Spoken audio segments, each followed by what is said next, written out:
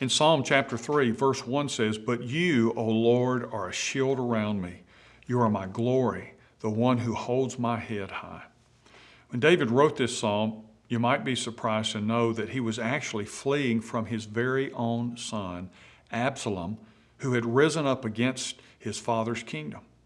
David's words on the run not only capture the raw emotion of betrayal and fear, they also tell us about the depth of his trust in God's faithfulness and provision for him, even in the midst of his suffering.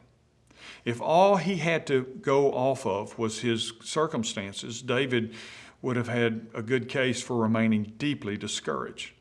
After all, he did a lot of running around trying to avoid being captured and killed by his enemies. But he still chose to recognize the Lord as his shield, his glory, and the one, as he said, who held his head high no matter what. And just a couple of verses later, in verse 5, David says, "I lay down and slept, yet I woke up in safety, for the Lord was watching over me." I think this teaches us a lesson that's valuable and goes far beyond literal rest in the middle of our trials. It's an assurance that God can be trusted to provide both physical and spiritual rest in the middle of anything we face.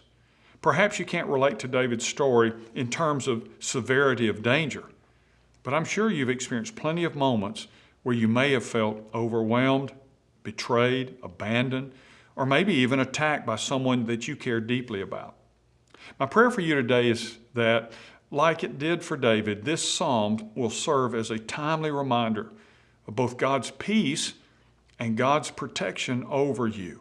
You can know it, you can experience it, and you can walk in it. I'm Ray Jones, and that's another Heart Truth for your day.